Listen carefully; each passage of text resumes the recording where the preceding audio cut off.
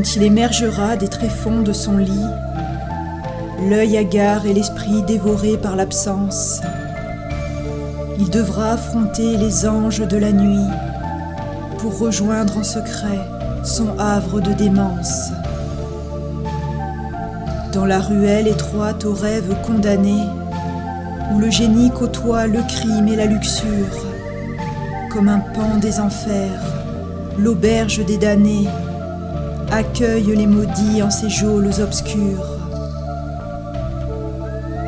C'est dans l'intimité de ce profond tombeau qu'il ira vénérer sa sinistre déesse, la fée verte au sein blanc et aux yeux de corbeau, qui offre tant d'amour contre un peu de tristesse.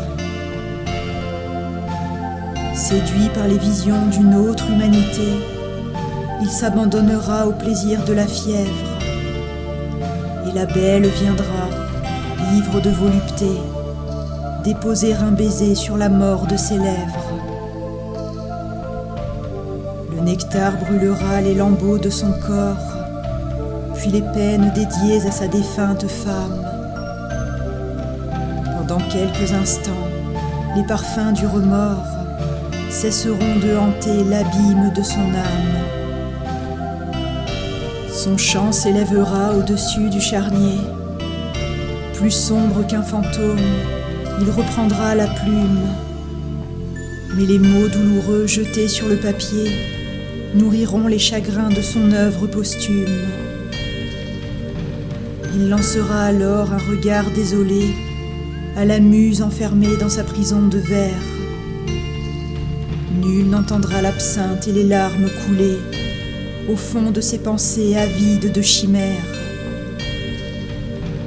Les bois l'accueilleront en leur jardin d'hiver, là où, paisiblement, s'achève l'existence. Le cadavre étendu dans un cercueil de verre entendra résonner les échos du silence.